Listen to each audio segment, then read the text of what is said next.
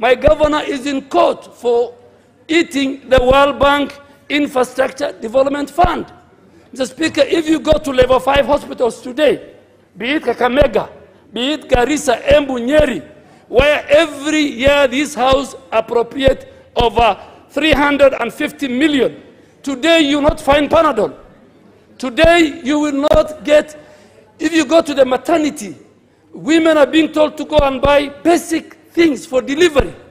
If you go to our polytechnics, this house appropriates close to 200 million shilling to village polytechnics in our constituencies.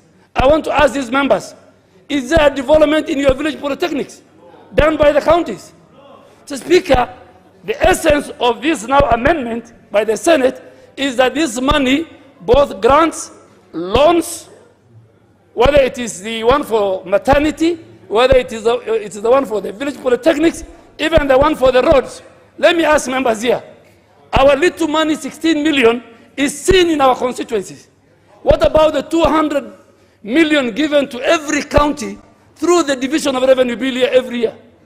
So, Mr. Speaker, it's better this House makes a decision and agree with the Senate that this amount of money, conditional grants and loans from the national government and from donors be returned back to national government, ministries, departments and agencies. And we'll ask the new Chief Justice, if this House approves, the lady from Meru, to employ economists, to employ fiscal analysts, to consult with the Treasury, you know, so that as they deal with the matter the Speaker raised, they are advised. Their researchers, part of their researchers should not be legal. There should be fiscal analysts who will tell them the implication of annulling the appropriation bill. But Mr. Speaker, you know, the problem was not even the judiciary. The problem was our brothers here, next door the Senate. They are the ones who went to court.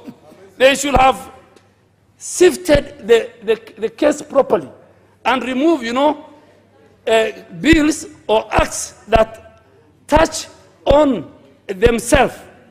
But as you said, if you annul Appropriation Bill 2018, then you ought to return all the money that you have used as an institution. So, Mr. Speaker, this is a good day for devolution.